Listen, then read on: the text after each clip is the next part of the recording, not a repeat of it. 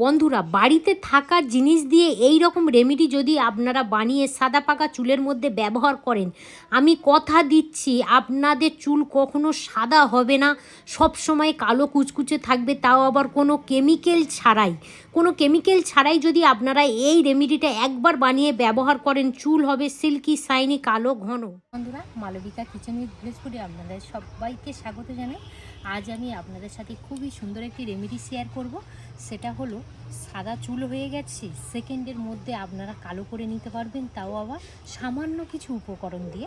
আশা রাখছি আপনাদের এই ভিডিওটি খুব ভালো লাগবে। তো যে উপকরণটা নিয়েছি সেটা হলো কালো জিরে। কালো জিরে কিন্তু আমাদের রান্নাঘরে সবসময় থাকে। এখানে আমি 4 চামচের 2 চামচ কালো জিরে ব্যবহার করব। এবার আমি বলে রাখি, কালো জিরে আমাদের চুলের জন্য কি কি উপকার করে।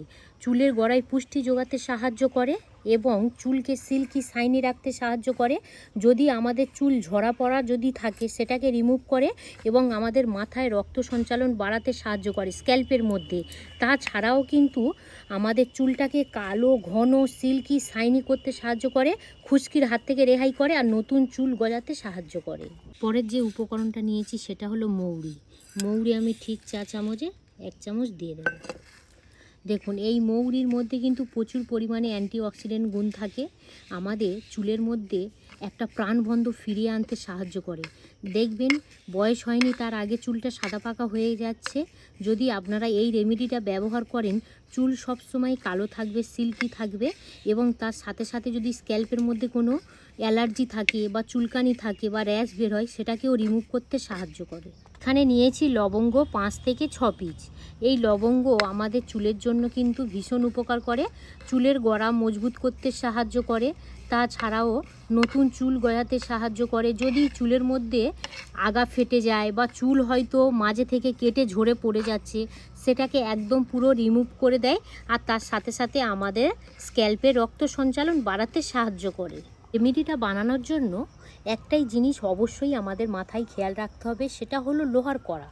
লোহার কড়াই এই উপকরণগুলো সব দিয়ে দেব।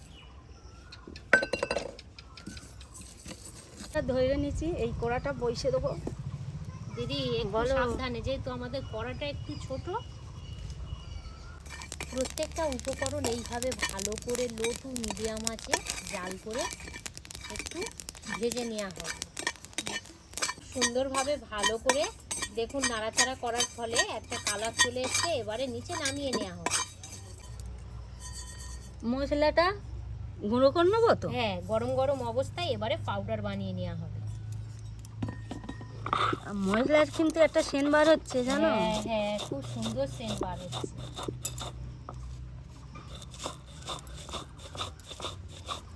কালোটা দেখো,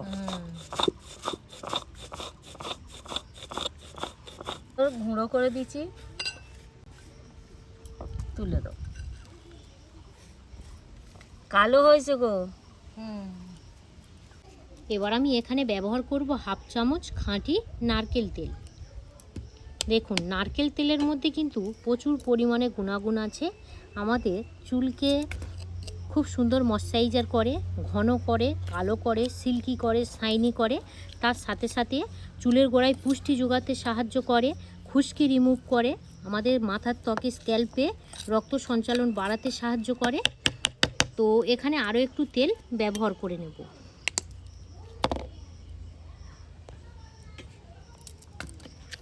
এই দেখুন, এইভাবে ভালো করে মিশিয়ে নিলাম। বন্ধুরা, কালারটা কত সুন্দর বলো। বাবা, দিদি বলছে আমি দেখাবো। এই দেখো, কালো কালো মানে এ কি কালো দেখো। ওদি বলো, কিন্তু সাদা পাকা চুলে দিলে মোটামুটি সেকেন্ডের মধ্যেই কালো হয়ে যাবে। হ্যাঁ গো, এই দেখো গাঢ়টা শুধু দেখুন, বাপরে বাপ, এতটাই কালো দেখো। হ্যাঁ, বাজারে কিন্তু কোনো কেমিক্যাল কিনে এনে সাদা পাকা চুল কালো করার দরকার নেই। কালোটা শুধু দেখুন। দেখাবো যে কত সুন্দর কালো হয়েছে, দেখুন। এই দেখুন,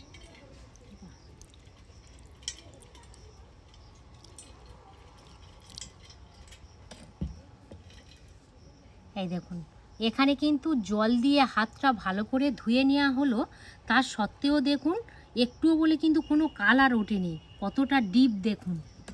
এই দেখুন,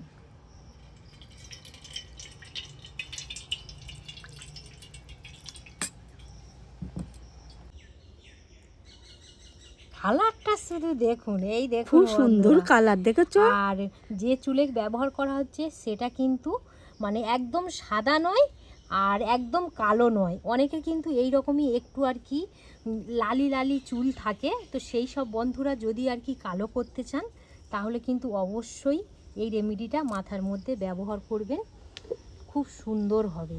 মানে কালারটা আপনারা তো দেখেই বুঝতে পাচ্ছেন যে কতটা আর কি গাঢ় কালার চলে এসছে। এই দেখুন, কালার দেখো। হ্যাঁ, দুটো তিনটে সবে আর কি পাকছে।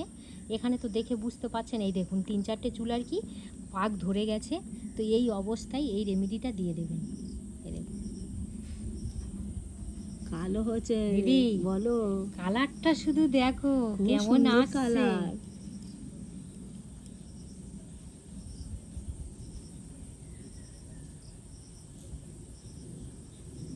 সেকেন্ডের মধ্যেই কিন্তু সাদা পাকা চুল কালো হবে এবং যাদের লালি চুল তাদেরও পর্যন্ত একদম পুরো কালো গাঢ় হবে। হ্যাঁ দিদি, ওখানে দিয়ে দাও, বাঁচা কেটে কেটে দিয়ে দাও। বাঁচা কেটে কেটে দিতে হয়। এই দেখুন, কালো কেরম দেখেছো? কালোটা তো আমি তাই দেখছি দিদি, কতটা যে কালো হয়েছে আমি দেখে সত্যিই অবাক হয়ে যাচ্ছি। এই দেখুন, চুলের গোড়াটা দেখুন কত সুন্দর কালো হয়ে গেছে দেখুন। এই দেখুন কালারটা কত সুন্দর এসছে দেখুন।